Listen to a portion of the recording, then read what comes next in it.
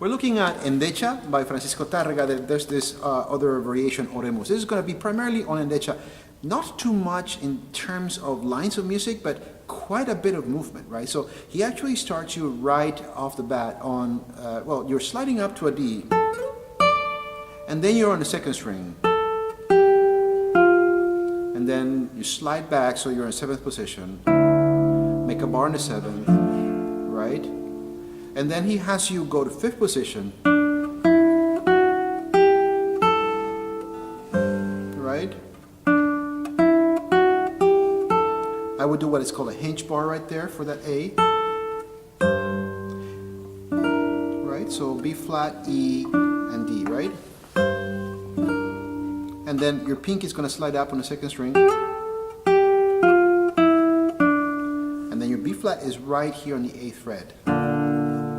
Slides over to an A flat or A natural, I see.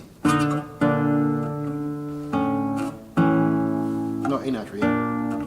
Right, 3 grabs the E right below it on the 5th string, and your C sharp is under E, all on the 3rd string. Now be very careful, you're rubbing a D on the 4th string here, that's going to go to an E on the 5th string, right? So you're starting with playing with the D with the middle finger, and then you land on the E with the index finger on the 5th string, right?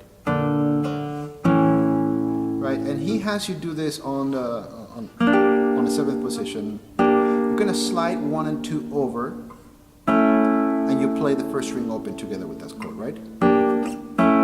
Then he wants you to move right back up, so you're grabbing the G over here on the 10th fret on the 5th string. You grab your E over here on the 9th fret on the 3rd string, and then on your 2nd string you're going to grab your B flat on the 11th fret. Right? You're going to slide right back, and then come right back to 9th position, make a bar, 2 for the A, and then at the D bass,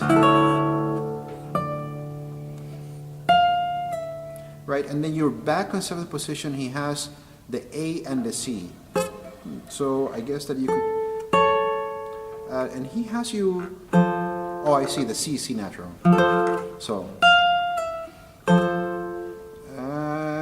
and then move up. Although he doesn't tell you to move up, because you don't need to.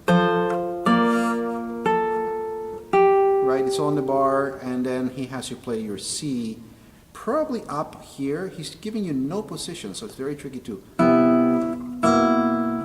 flat.